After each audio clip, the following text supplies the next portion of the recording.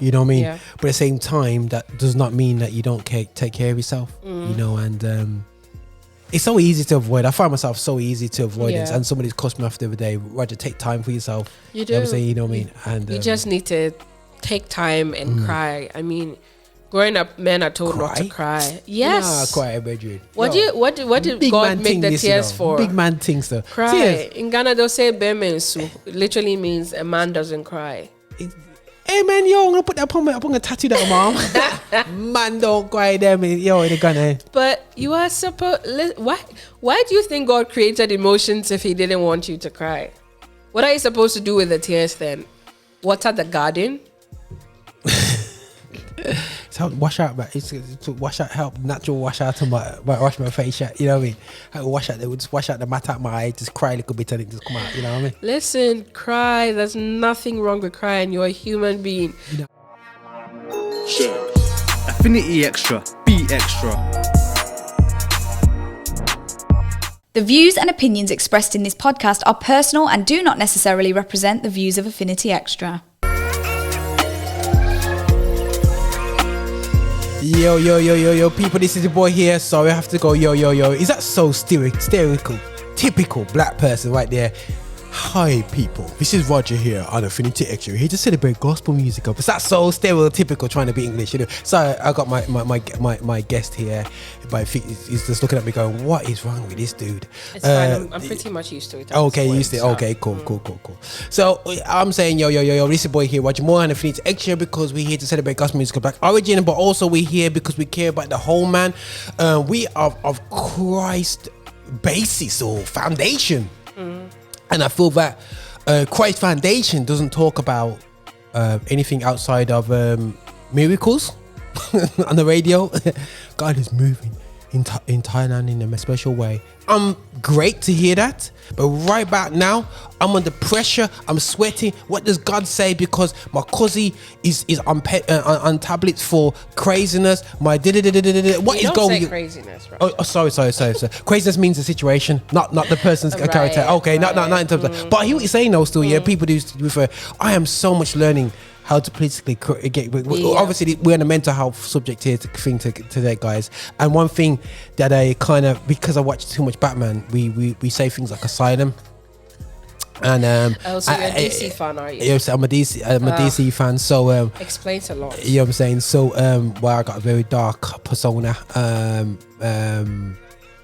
Yeah, but not complexion. But anyway, but you know what I'm saying. But my persona is very. But you got the asylum. You know what I mean? Where it refers to. So, you know, unfortunately, asylums is is for me a very good depiction of a lot of mental health places. Yeah. Right now, and people see it as an offence. Since my last conversation with you, Angela, just to update people, and I'm next to the lovely, ready to be Dr. Angela Kumar. I did say his surname right, isn't it? Kumar, yeah. Kumar is, for anyone who's listening in, is the most Ghanaian name I've ever heard in my life, and it's only because of a Ghanaian complexion and bone structure. I believe that she's Ghanaian, because if you ever had Kumar, I would never ever believe that you're from Ghana still, you know. So mine ends with an H, an H, not an R. So. Okay. So it's Kumah. That makes a difference. But anyway, so but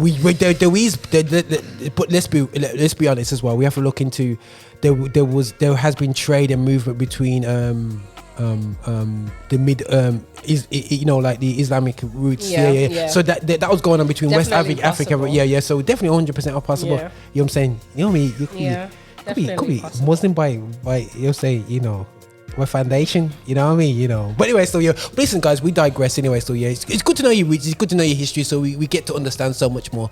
But I'm by the lovely, about to be Dr. Angela Kumar. We're speaking that into being. I abuse her skill set, and we're here to have a conversation about black mental health. It's fine, you're just helping get me famous. So. Okay, no, 100%. I'll just dive on for the ride. But I think it's absolutely fantastic to talk about mental health, and not just from my perspective, but to get your perspective and to get us a both an understanding about how people feel and whatsoever. And it helps Angela really push from a black perspective what we're suffering with as black people. What I've seen so much over the past couple months, guys, you know, in terms of the mental health system, and I've seen overtly how it comes against black people to this day. You know, I work with a young man, and I've seen how a black young man can get dashed back into a basically an asylum, I would definitely call the place, to lock you up and chuck it in there, give you tablets and let you out there still, or a mental health institution. But yet I saw a white young lady. The system was prepared to do its utmost best to stop her from going into that place. But yet they want to put the young black man straight up onto is it depot you call it? Is it depot? Is that what they call that injection? But you put the injection that, you know, because he refuses to take medication. So it's like, I sat down and thinking, this is where we need to get on top of it here. We need to have conversations. And they say that black men are 10 times more likely to end up in mental health institutions. So you go, why are you saying, why are you going there? Listen, guys, prevention is better than cure. And the only reason why I'm not in a mental institution is because I do in my utmost power. I'm not special with any of a black man out there. I just do everything I can to keep my head above water. You know, what I've done, I play football every week. I keep myself physically to my best of knowledge, at a decent fitness. I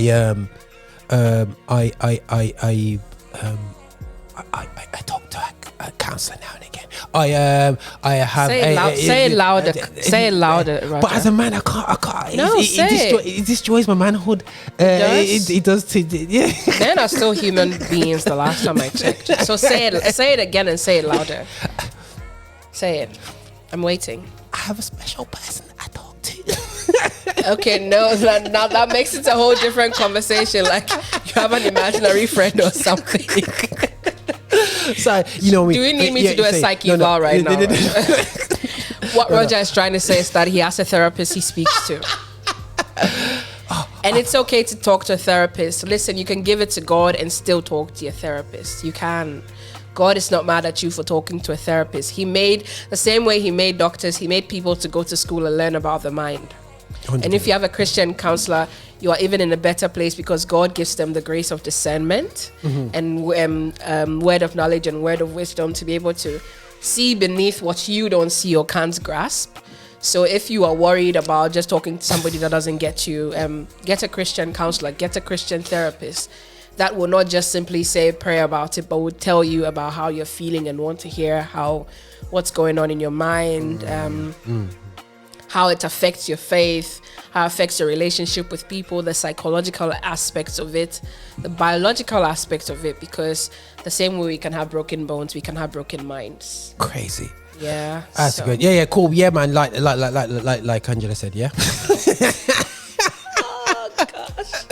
So I'm still an old man, you know what I mean? So it's obviously I'm not spring chicken. So back in the day, man can't talk about them things there. So you know what I mean? Man, hold it in. You know what I mean? So, but it's fantastic. Not only on the edge, but I know that Jermaine and AKA Blue, he's been doing things on men's health and you know what I mean, in terms of men's health. So we're having people on the station from different perspectives, really battle on to men about, you know, taking care of their health physically and mentally, which is fantastic. And it's okay saying out there, guys, to do it, but we have to do it ourselves as well. You know what I mean? So it's great to say, yeah, guys, talk about this, and we don't do it ourselves. But without these conversations, without these actions that I've taken, I'll be but yet potentially suicidal, potentially in depression, potentially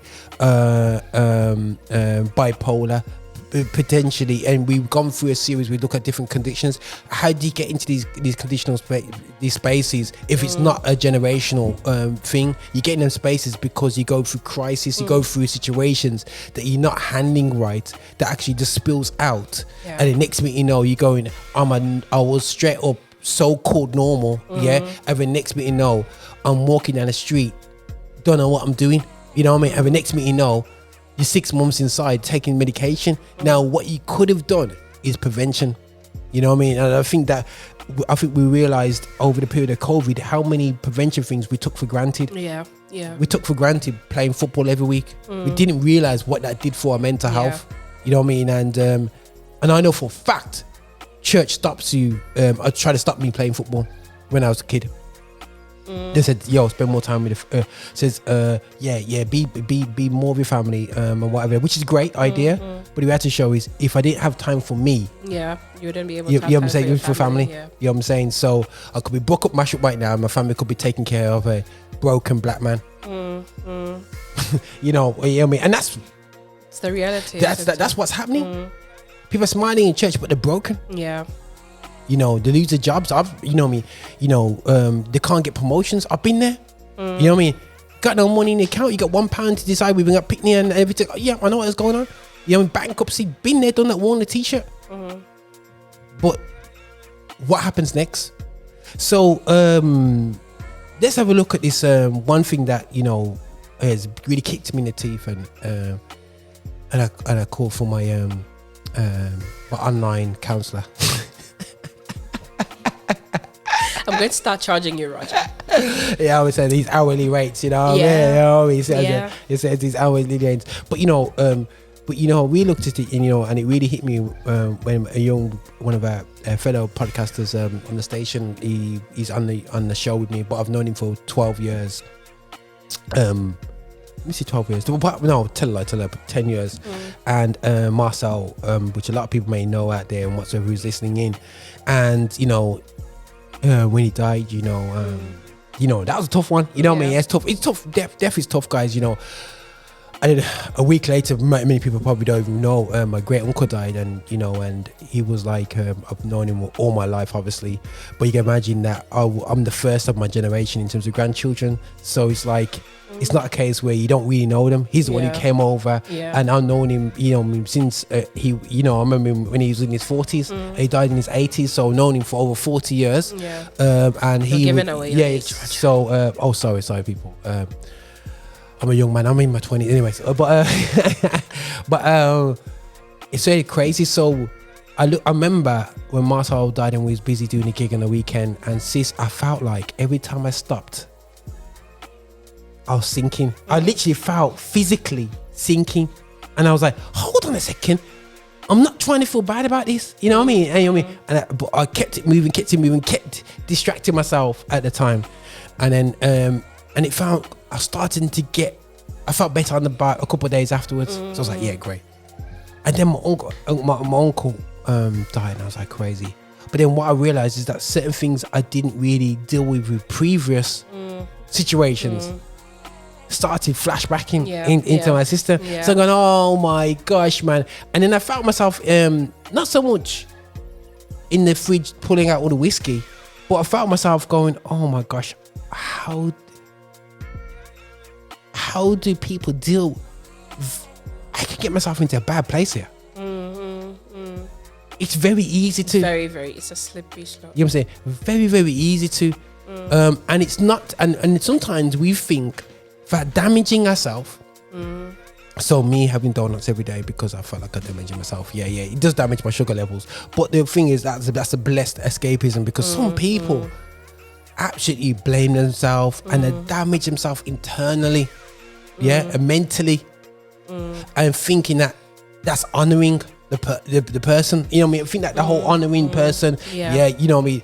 And next minute you know, you've permanently or temporarily damaged yourself physically or mentally. You know what I'm saying? I don't know if you want to make a comment on what I just said. No, I mean, I totally get you. It's very, very, very easy to go down that route because everybody experiences grief. It's part of life. It's an emotion. It's like happiness. It's like excitement. It's like anger. It's like surprise. It's just an extended version of sadness.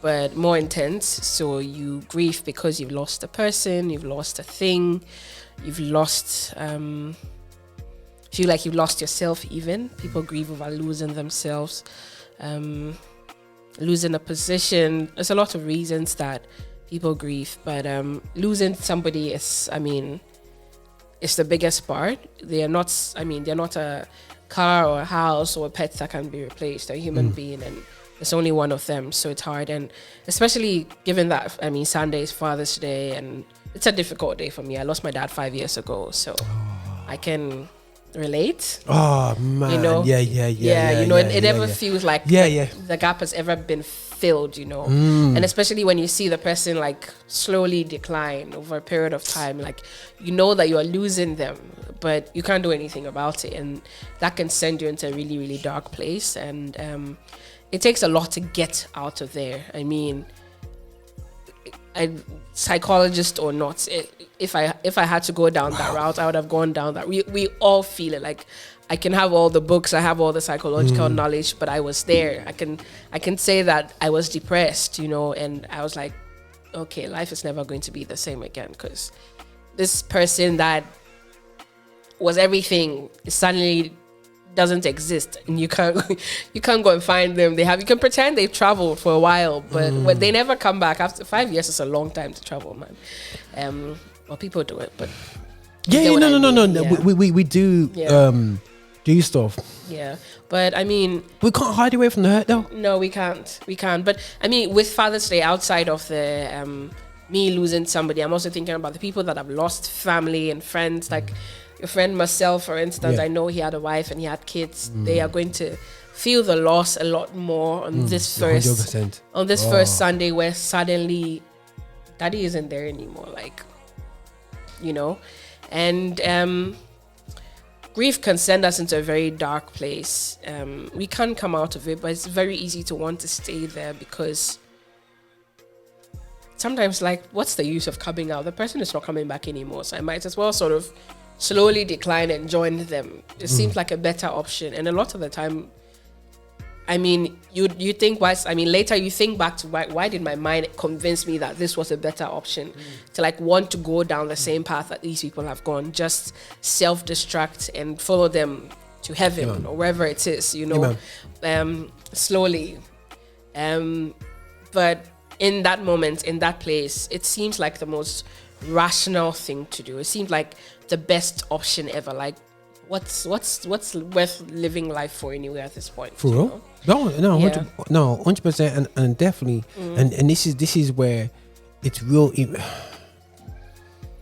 It's real important to have good people around you. Yeah, I mean, and it's good because they will see you slipping. They will send you encouraging messages, and you know, I would say, sister 101, do not say to people they've gone to heaven. Don't say God knows best. There's some do's and don't don'ts. Say it. Listen, don't. Because you know, listen. Oh, they're Christian, so you see them in heaven. You know, actually, when someone said that to me, it's only by God's grace. You know what I mean? Like, it just really is not helpful, and I can understand people understanding, thinking it is helpful. I mean, it's the truth. It's the reality of the matter, okay? But I think you should give. Listen, gosh, you hear some of the worst things. I mean, where I come from, people aren't very politically correct. In Ghana, you get it as it is. People say, I remember somebody actually telling me that, it's okay, he went now, it could have been worse. I'm just like, I'm sorry. What could have been worse about my father dying from a neurodegenerative disease that slowly took him away? And I saw, right in front, he died in front of all of us. He died my mother's even calling me. He died in front of all of us, you know, and it was the most difficult thing ever. And then you weren't there, you didn't know what happened. You probably just had some parts of the story, and then you come and tell me, oh, it could have been, you know, if he had lived a little longer. Like, at least he would have lived. Wow. And the one you hear the most is, God knows best. He does, but do you think I really want to hear that? No, we don't want to hear. And the thing is, sometimes you have conversations that it's just not, there's truths that you see as a person. Sometimes you don't have to tell the person at the time. No. You know what I mean? There's a time and there's a place. That's in the Bible, you know. Ecclesiastics, there's a time and place for everything under the sun. You know what I'm saying? And is it me, or is it black? I would say black people, because obviously the generic element of Ghanaians and Nigerians are being straight talkers obviously affected us Caribbean people, so we straight talkers as well. Are we just need to think before we open our mouth? I don't think it's an issue of thinking. I think it's just understanding when what's you lose somebody, people do not know what to say. So do they say something? And they say, it's like I have to say something to sort of encourage you. I have to say something to let you feel like there's a purpose or a reason to it. So it's never there's no ill intentions when people say God knows best. I mean, they really know that God knows best. In their situation, they can't understand it. It's they being confounded and not having the words to say. It's the first thing that comes to mind. The first thing they've often heard. It's like when somebody bumps into you, your first reaction is not to say, hey, what was that for? You say, oh, sorry. And then you walk past. That's you constantly know it. So even if you haven't thought about it, or your other reaction before would have been to sort of pick a fight, because people have said sorry over and over again. When you bump into somebody, say sorry. So it's just a natural reaction to say, hey, I mean, God knows. And God does know best. I remember having a conversation with God when my father died, and I was just like, in fact, when the day he died, after my mother and everybody came back from the hospital, we sent him to the hospital, blah, blah, blah. I passed out. When I came to, I went outside and, there were all of these pastors sitting there because my father was a pastor as well. And I was sitting on my mother and I said, God lied to us. And everybody was like, don't say that. My mother was like, did he? And I was like, yeah. She's like, he said he was going to heal Daddy. And she said, but he did, Ooh. In my family, we're open to having those conversations. I mean, it's very different for everybody. Because we do pray for healing. Yeah, we do. And we say, yo, my mother was. That's tough, That's a tough thing because they pray for healing and healing now happened. It did. It did. My mother was on a Facebook Live yesterday. She has a channel where she... when you say it's Father's Day? Yeah. You're talking about Father's Day in Ghana now? No, in the UK, it's on Sunday. It's on Sunday. Sorry. So I thought it's a different day in Ghana. No, it's the same day. Same day. Okay, same day. Okay, cool. So my mother was on the Facebook Live yesterday, and she was just talking about her praying. She was given the example of Daniel and his friends in the fire, and Shadrach, Meshach, and Abednego, and they in the fire, and they just going in and walking around like nothing had happened. It was basically about faith, and she was just talking about how she had so much faith when my father was sick, and she said she prayed so much for healing that there was one day when she had a serious migraine, and every time she put her head on the pillow, the migraine started again. But when she put her head on my father, it went. And she was like, she knows there was healing in that man, but it probably wasn't for him, it was for us. And it was such a mind-blowing thing. We asked God questions before. I remember one day sitting in my room after 3 years of losing my dad. And I said, God, you know what? I forgive you. And he laughed. He said, thank you for forgiving me. Because I think what we find is that a lot of the time we're told, don't ask God questions. Hold on a second. You said, I forgive you. I told God I forgive him for taking my father. And he laughed and he said, thank you. And it's how dare you? Gosh, who are you? But if you read the entirety of the Psalms, David it was real talking. David had conversations with God. David grieved. Why are you letting my enemies do this to me? Why have you let me lose my son? Fine, I sinned, it's punishment, blah, blah, blah. But why are you letting me go through all of this? You look at Job. Job grieved, even though God came at the end and spoke to him and he said, listen, I surrender, you are sovereign. In that time, God feels our pain and he wants to hear us. And listen, I had a whole thing lined up to speak about. I had all the definitions of grief from psychology. We'll talk about that in a bit. Man. No, this is fantastic because I did forget that Angela definitely, we didn't time this in this type of way, so we can definitely it's what you raising here is one of the ones we got. Man. I'm from personal experience, and I think the reality show is that I never really had grief until I was really close to me and my close family, until I was till just after I got married. My grandpa died 2 weeks after I got married. Yeah. And That's crazy, man. Yeah. You know what I mean? That's crazy. And I remember my friend who, this is crazy, man. My friend who died, who's the same age as, about a year younger than me, 2 years younger than me. And he always said to me, it's not about getting over them. And I think everybody says, you'll get over it. You'll get over it. You don't. You don't get over it. You move forward. Yeah. With in spite of it. In spite of, and that you bring them with you. You take them forward. Your character, who you are, is what you bring forward to them. Elements of them are. So sometimes we say things that are actually totally wrong. We don't just try and get over this thing like I heard of it. When you're there to forget people, we've got to realize we've got to move forward with everything they brought to the table. We bring it forward. Yeah. There's things that we might say, boy, we're not going to do that, you know. So we learn that from that. To say, there's some things where we got to say, yo, I'm taking that character, that element, how to bless me, and all these different things. Oh, nothing but celebrate and share. Yeah. What you got down there? So you got from? No, it's just, I mean, yeah. I have Psalm 34 verse 18. That's where I start. It says that the Lord is close to the brokenhearted and saves those who are crushed in spirit. Literally, I was, you know, it's just a crushing feeling, in it. It is. That's what. And gutted. I use the word gutted. Yeah. He's like, it's like when I say gutted, when you got something.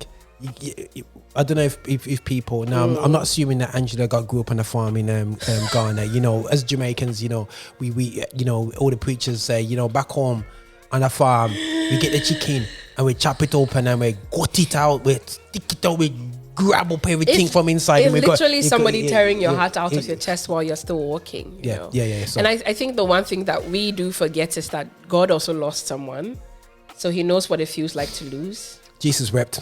Yeah, I mean, God lost His son. You know, in that split second or minute or whatever it was when Jesus hung on the cross with everybody. Oh, sorry, you're referring to that. Sorry, yeah. I mean, Jesus felt. I mean, Jesus wept when Lazarus died. Jesus felt pain, but God, the sovereign God, the one that spoke and the earth came into being, the one that we're told not to ask questions to, He lost someone too, you know. And I remember, I mean, I had a conversation I think the week after my dad died, I was just like, you don't even know what it feels like. You're like just mean. Like you don't even care. He's like, I lost my son too. Like, do you think it didn't hurt me to take? I mean, I saw all that was happening. I saw how you were feeling. I felt the way you were feeling, you know, because you are an extension of me. Yeah, man. But he's like, when people who are about to die see what's on the other side. Yeah, man. Yeah. Listen, there's nothing you can convince them to do to get them back. Yeah, wow. It's the reality of it. I mean, with the Taste Paradise. Taste Paradise, I go, hell no, I'm not going back. You know what I'm saying? Yo, I'm staying up here. A lot of the time we think about ourselves. Sometimes we don't think about how the person who was dying was feeling. Like they intentionally did it. And I mean, even if, and this is a controversial one, even if the person committed suicide, sometimes we feel like the person was being selfish by wanting to leave us, or Actually, they gave up on what was. You went there with the suicide talk. I did. Yeah. I had to. You know we feel like the person was being selfish by leaving. They could have tried harder, and it's all part of the stages of grief. My ignorant Wajimo self. You know me. I went to suicide growing up is a sin. This is how I've been taught right up. To about 5 years ago when I had few challenges on this area, yeah. So suicide is a sin. So Christians don't do it. If you do commit suicide, then you're gonna go to hell. Yeah, that's how it grew. Yeah.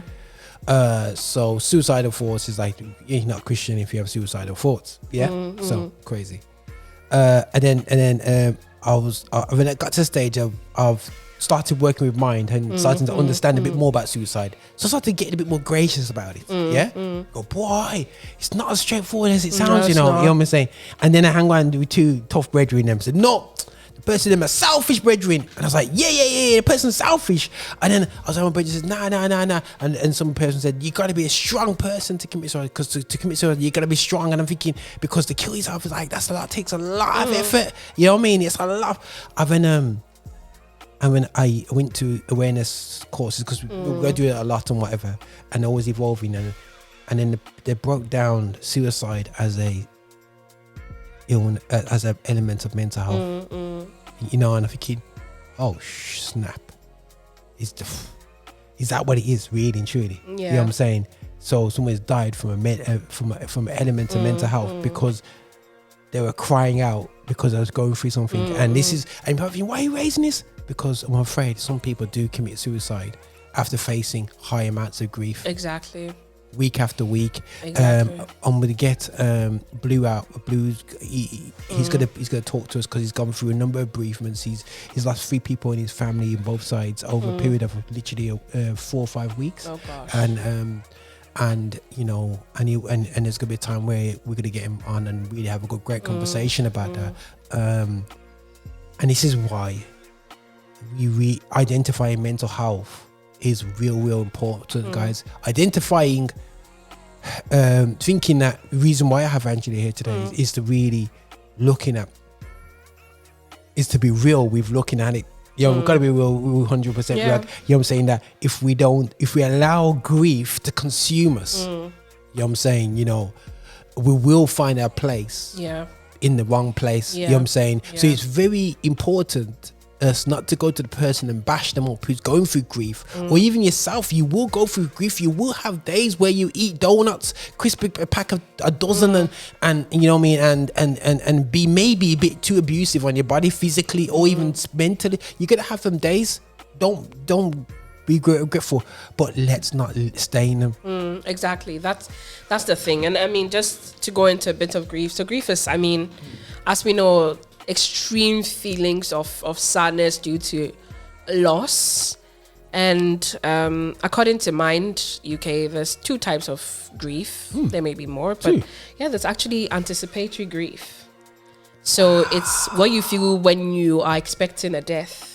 You know, somebody. So even before the person dies, because we see that a lot with cancer and stuff. Exactly, you start to grieve even before this person has been given 2 years to live. This. So sometimes we think that the stages of grief, and there used to be 5, but now a lot of people say there's 7, and it keeps changing. But we actually start to 5 grieve. what? 5 stages of grief. 5 stages of grief. Okay, cool. Yeah. We actually start to grieve even before we lose the person, especially if the person is has a terminal illness. You know, suddenly is taken ill, and sometimes we don't even have the opportunity to grieve. If somebody's taken by suicide or by an accident, they slept and never woke up, all of these things happen and you don't have time to grieve. But there's anticipatory grief, and what Mind says is that it's a sense of loss that we feel when we are expecting a death. So some of these symptoms will be depression, extreme sadness, you have concern for the person dying, so it doesn't make the actual loss any easier, but it's sort of like your body is preparing itself for what's coming, so that you're not as shocked or hit by the grief, you know. Because what I found is that basically I was working in the studio, and I said to my colleagues, I'm working, but it's like you're elsewhere. It's like I'm not moving. I'm doing 1 hour's work over 5 hours. But I said, I need to keep this going because I need to just keep my head moving. But I said to them, just give me a couple of weeks, because I don't think I'll be able to go at full pace.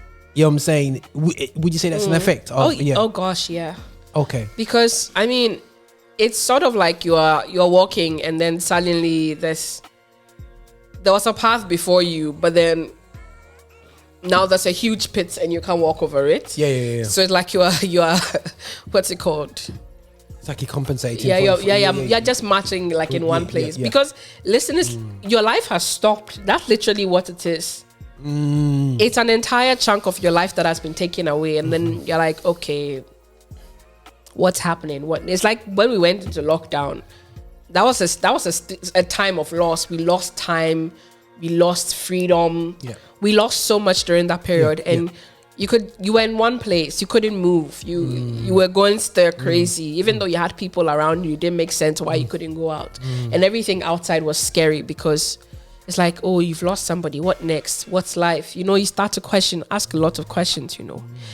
Then the secondary loss, so what you feel after the loss is what's called secondary loss. After the initial shock of losing a loved one, you may struggle when thinking about the future experiences that these people will not be there to see, such as watching children grow, meeting partners, you know, attending weddings, graduations, it's just a reality that the person is no longer there. I remember my sister coming in the day that my dad died and saying, "Who's going to walk you down the aisle?" And I was just like, it was, we're just like asking all these questions at once. And it's not like to hurt you, but it's just like there's this overwhelming feeling that you can't explain. And some of the common or chronic symptoms of grief are prolonged sadness on a daily basis. So there's absolutely nothing that can, you may have shots, episodes of laughter, or somebody says something and then but some people, it's just, you're wallowing in a dark place. It's really empty. And I can say it because I've been there, there's an extreme focus on the loss. Like, now you know that there's nobody there. Like, on that side of the bed is empty. Crazy. And I'm also thinking today about the people, especially fathers who have lost their children, because if you lose a child before they're born, a lot of the time the focus is on the woman because she carried the baby. But on the man who probably doesn't have an outlet to talk about, everybody's like, "Oh, you didn't carry the baby, so you're fine." But he made the baby. The baby was a part of him, Yeah. You suddenly begin to question, what did I do wrong? Could I have done things better? What could I have done? What could have been, You have all of these imaginations. You begin to neglect daily responsibilities because of depression. And you can go through a phase of depression while you're grieving. And this would be a mental health issue. It's not a mental illness. Once it goes over a number of weeks, the symptoms of grief symptoms of grief become symptoms of depression that are consistent over a period of time, and you don't come out of that space, then you can have a diagnosis of mental illness. So being able to distinguish that if you're going through a stage of depression because of losing a loved one, it doesn't mean that you are mentally ill and have a diagnosis. Exactly. People, we have pitfalls of depression here and there. It doesn't mean that you have a full diagnosis. It's sort of like you have a headache all the time. It doesn't mean that you've been diagnosed with a brain tumor. Come on. Yeah. No, that's a valid point, guys. Exactly. And the thing is, the key thing what we're encouraging to people that you will go through these elements of grief is to don't avoid it.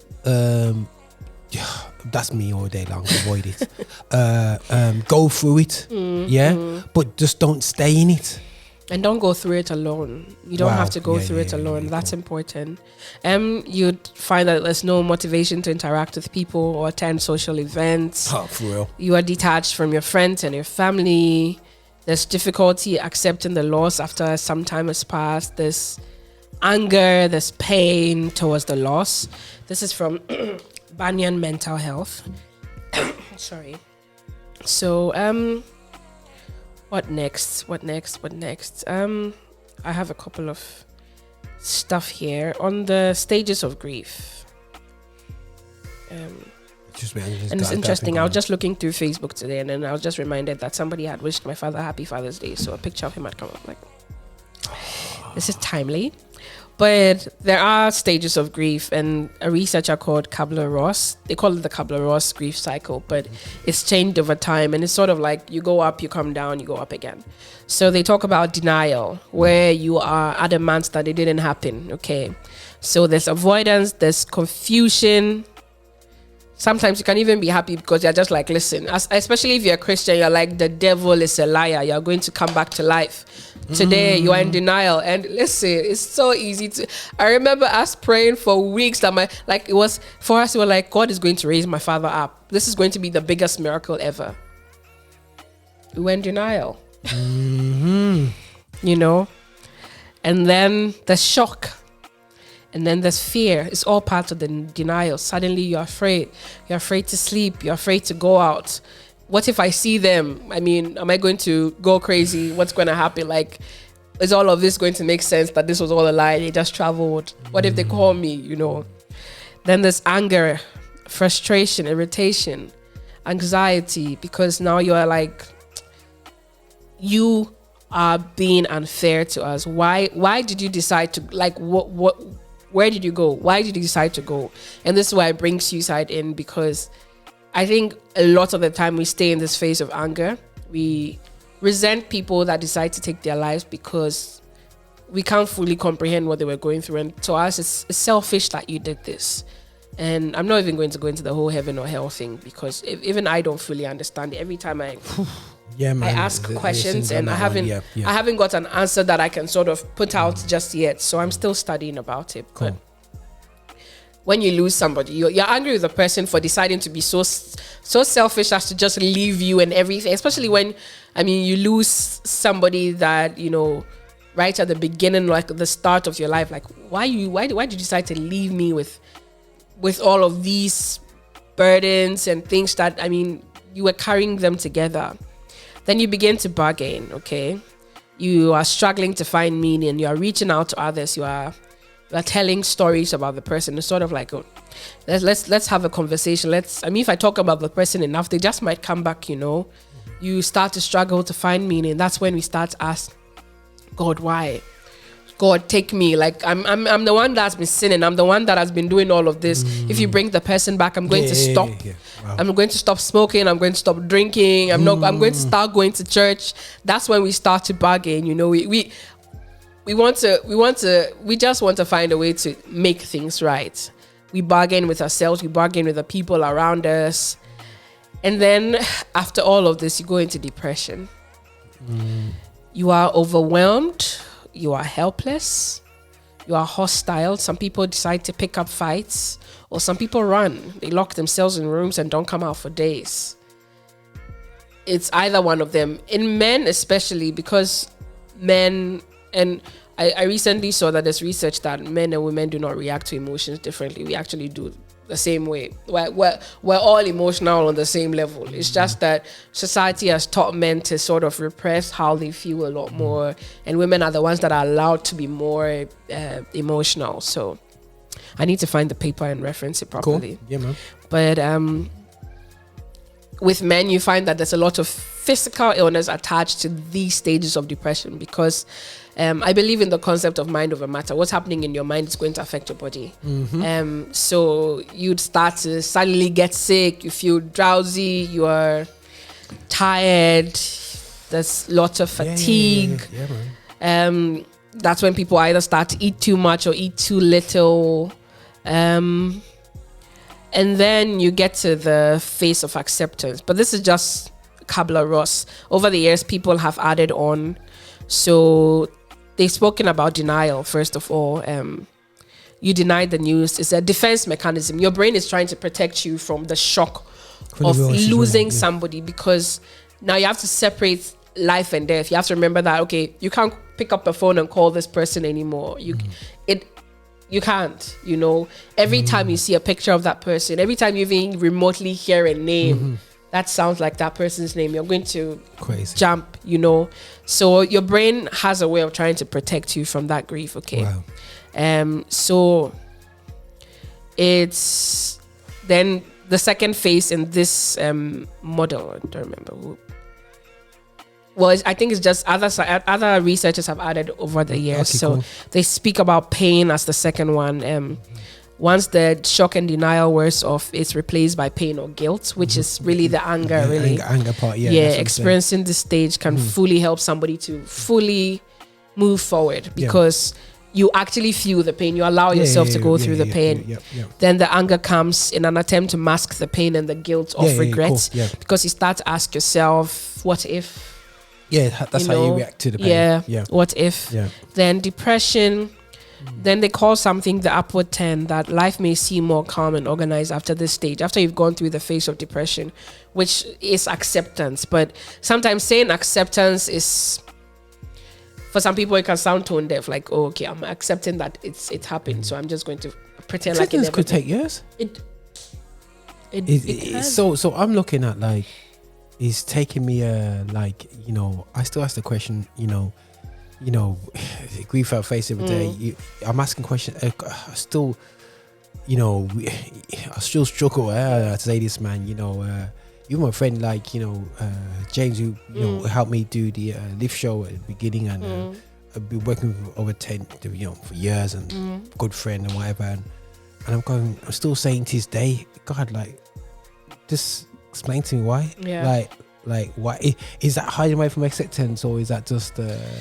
Yes, I mean I think that's still bargaining because you're still asking questions. Still there.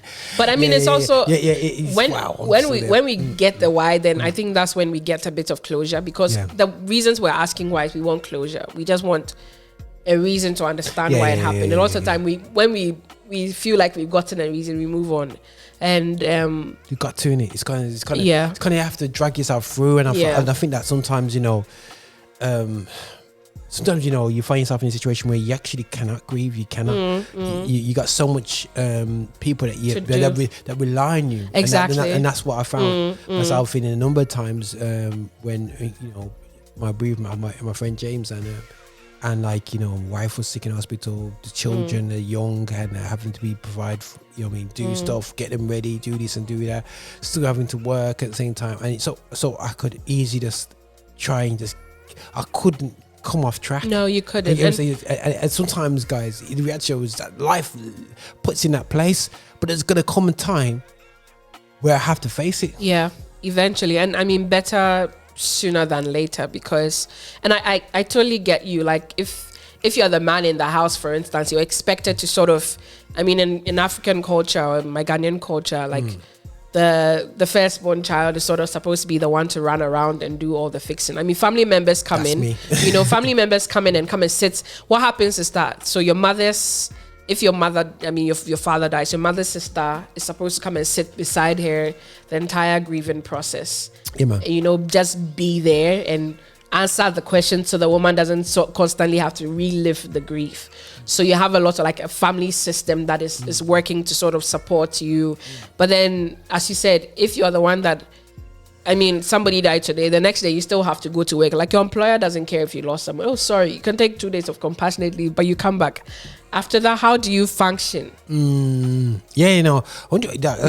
nan, sorry guys, I've seen loads of people die, but but people do die, man. My nan died on the weekend we launched a station. Wow. And I remember, like, I'm the oldest grandchild, and it's like, but obviously I do events. So it was COVID, funeral, locked off and whatever. And I just said, listen to my uncles and aunties, I tell you what, in a day, you're not going to be at the place. So I tell you what, as big grandchild, and I know I got that skill set, I just run the gig, you know what I'm saying? And I did that because I knew I wanted to just keep myself moving anyway. Yeah. But, I just ran the gig. So this is for my nan. I take care of it. This is my nan. She deserves the best. And I'm the best at what I do in the family. So I'm going to do what I'm going to do. And you find yourself as the eldest of generation or directly of the siblings. You got to step up. Yeah. You know what I mean? Yeah. But at the same time, that does not mean that you don't take care of yourself, and it's so easy to avoid. I find myself so easy to avoid it. And somebody's cussed me off the other day. Roger, take time for yourself. You do. You know what I'm saying? You know what I mean? And you just need to take time and cry. I mean, growing up, men are told not to cry. Yes. Cry, bedroom. What did God make the tears for? Big man things though. Cry. Tears. In Ghana, they'll say bemensu. Literally means a man doesn't cry. Hey man, I'm gonna put that upon a tattoo that mom. Man don't cry them, in the Ghana. But you are supposed. Why do you think God created emotions if He didn't want you to cry? What are you supposed to do with the tears then? Water the garden? It's help wash out, but it's to wash out, help natural wash out to wash my face out. You know what I mean? I wash out, just wash out the matter out my eye, just cry a little bit and it just come out. You know what I mean? Listen, cry. There's nothing wrong with crying. You're a human being. You are allowed to cry, please. And I just have a few tips on coping with the denial phase, especially. Okay, cool. Yeah, go for it. Understand that denial is normal. I got these off Pinterest. So I may not have a reference. Okay, this one says lovelivesOn.com. Understand that denial is normal. It serves an important protective function, and it's your mind's way of protecting you from more pain, as I spoke about before. So when you're in that phase of it's not true, it never happened, your mind is sort of just covering you from the extremity of the pain that you're going to be feeling. Understand that it's normal to not fully get that a loved one is gone. Your mind is not yet able to comprehend a life without that person. And don't expect to give yourself a week. 5 years, or it took 5 years for us to come to the full conclusion that my father wasn't there. every time, we'll make a joke and say that my father lives in, some other part of town, some fancy part of town, because that's where the cemetery was. I would say my sister always says that he didn't want to pay taxes anymore because he knew that the government was going to be corrupt and increase taxes. So that's why he left. He checked out before it was time. Wow. But you see, just some of all of these, my family is silly. We make a joke about everything. But some of these things that we just say to say that, okay, do you know what, the person is not here anymore. But allow yourself to comprehend the fact that, this is the reality. 100, right? Yeah. Boy, this is tough, man. It is. And be open to seeing reminders about your loved ones, even if the experience is painful, as it will help you to move through the denial phase of grief. You don't want to see any pictures. You don't want to hear anything. And I think the one thing that I wanted the most was to hear my father talk, because for 2 years, my father could not talk. My father lost his ability to speak because of the neurodegenerative illness he had, maybe about a year and a half in or so, and that was the hardest thing. But I remember that, where did I find this? I just happened to, one time when I was just alone and I thought, I'd gotten over it. I was like, I just need to hear this man's voice. So I went on YouTube, I just Googled his name and I scrolled to like page 45 of Google. We don't look there. And I found one video that he had done. Somebody had come to interview him in his printing press and he was just speaking. And I was like, that's what he sounds like. And for me, it was the best thing ever. Yeah. That I could hear my father again. And every time, I always post up. It's like, send it to me. Like, I don't remember what he sounds like. But a lot of the time, we just want to avoid any pictures, avoid any conversations, avoid any memories. But sometimes just having those conversations brings you to the reality that this person was a real person that lived a full life, that loved you, that, you feel like there was so much more to achieve or so much more to do, but you think through all the memories and you're like, you lived. You actually lived. And even if they didn't get the chance to fully live the way you expected them to, I believe to them somehow there was life somewhere, Don't pretend that things are all right when they are not. Be honest with yourself and others. Cry freely and let others see your tears and your fears. Understand that there is no specific time frame for denial to be dissolved. Don't be giving yourself 2 weeks, 3 weeks, 4 weeks. And seek professional help if you are unable to move past the denial stage. Because a lot of the time, when you actually go all the way to the depression phase, then you've moved past anger, bargaining, you've gone into depression, and you're closer to acceptance. People stay at the denial phase. And that's what we do not realize, that when we can't come to grips with the fact that this person is gone, we never go to the other phases of grief. You never go down that, that cycle. Wow. So people think that, you stay at the depression phase. But if you go through the depression phase, you've pretty much gone through, you've asked all the questions, you're angry, you are sad, getting closer to the day of the funeral or something. You're getting closer to accepting that this is a reality. After they close that casket and they put that person in the ground, you see it and you know that this is over, It's crazy, man. So here are some things to do when you're coping with grief so that you don't stay in that phase of denial. Accept your feelings and express them. Talk about them. Laugh, cry, make jokes. I remember, I'll never forget, at my father's funeral, and listen, my family's mad. Just crazy people in there. There's some guy that came with some shoe, and my sister actually took a picture of the shoe and then put it on the family page, and we're all sitting in front and we're laughing out loud. You think that we're going crazy, but we just thought that if my father had seen the shoe, he would have laughed. And my sister made a joke about, we all suddenly remembered something my father had said about that particular person's shoe, that the man wore shoes that matched the carpets in the church. And we just laughed. We're just expressing the emotions that we're feeling, because it's a whole mix, and it doesn't mean you're going crazy. Laugh. It's okay. Try to keep up with your routine. This isn't the easiest, but wake up, make your bed, eat. It can be robotic. That's good. It's fine. That's good. But keep going. I don't mean keep going as in try to run away from the emotion. So you're keeping yourself too busy to just stop and, think, because that's the best way to get away from all of it. Reach out for support, consider counseling. I know there are few grief counseling places inside of Hantworth.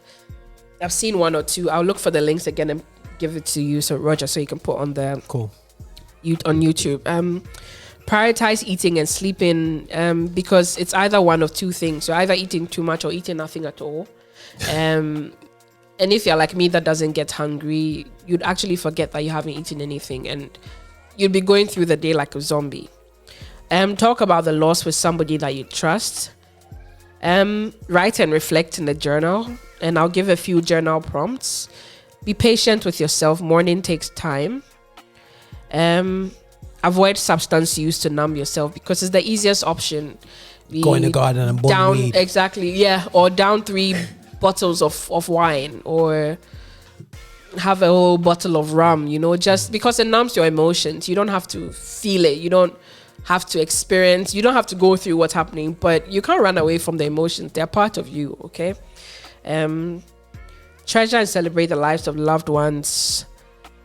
And this is a big one. Don't make big decisions in the midst of grief. Especially if you're not the one that is sort of handling the entire funeral, because in that moment, honestly, you would move heaven and earth, and it's all part of the bargain. You would move heaven and earth to do anything for that person to come back. Or even if you've gotten to that place of, okay, the person is gone, you move heaven and earth to make sure that everything, don't go into debt trying to plan a funeral.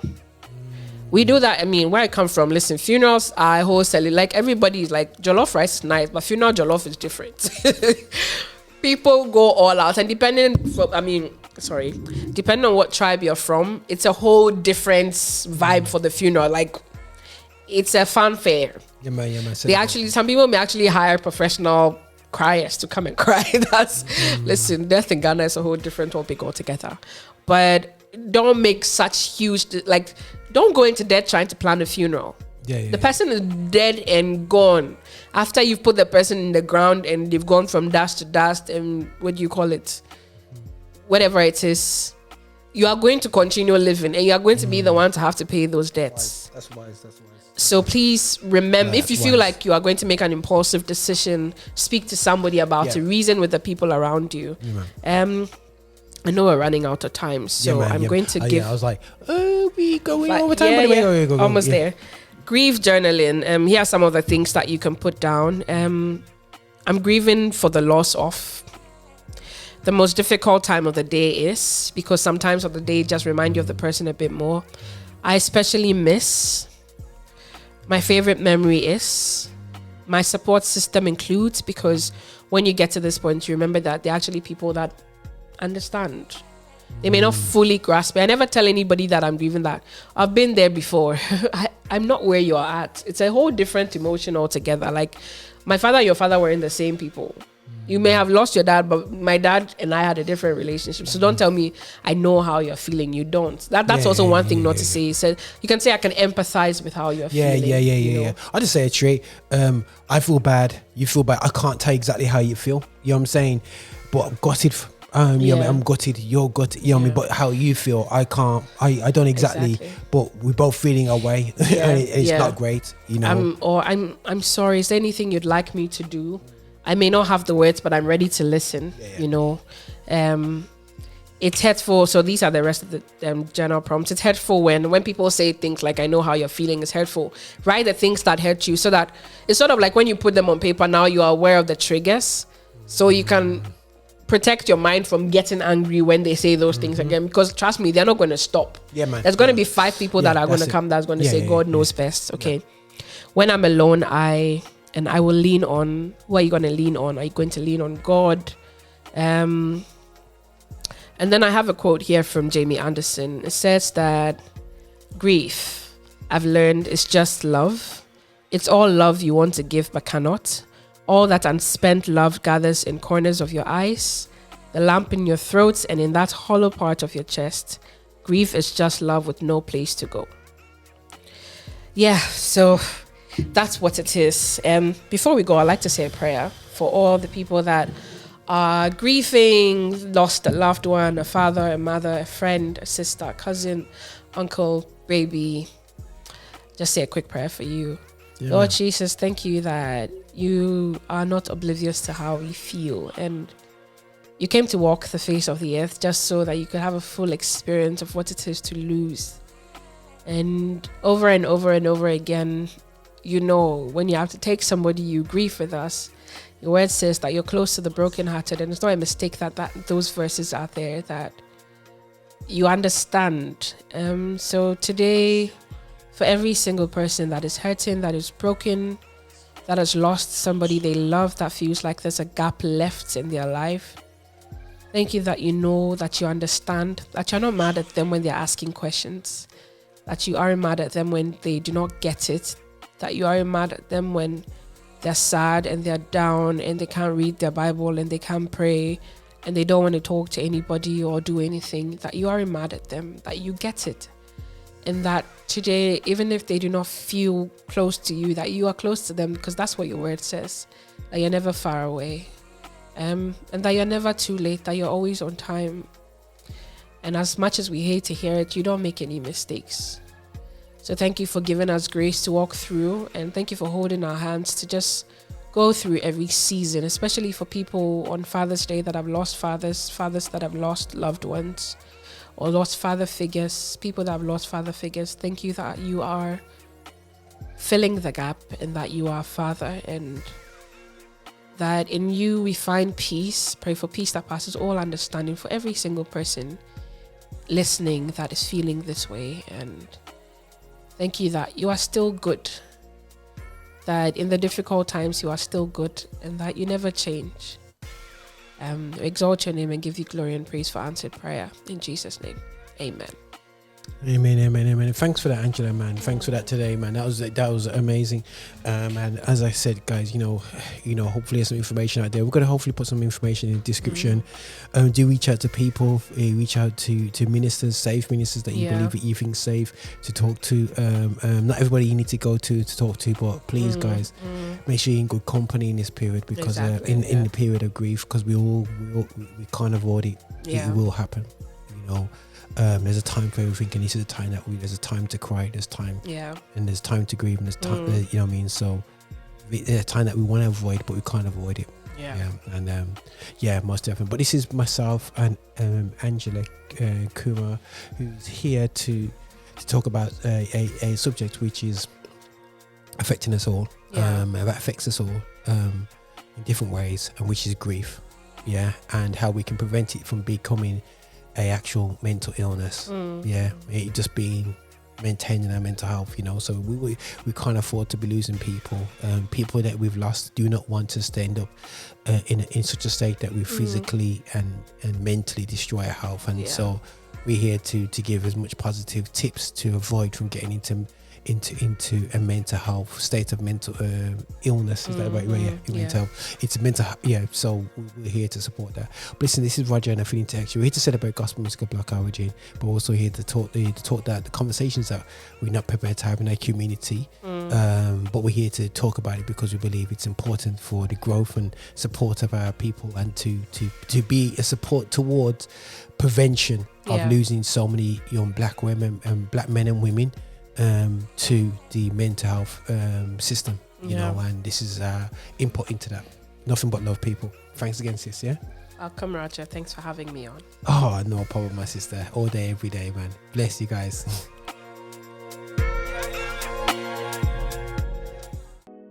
Hey, this is your bishop. This is your bishop from Rock Solid. Thank you so much for watching us on YouTube. Thank you so much for clicking and subscribing, and also sending these videos to other people as well. We are so hungry to get your support. So remember, check us out on our website, and also check us out on Insta, and wherever you want to find us on Spotify. You can play us all day as well.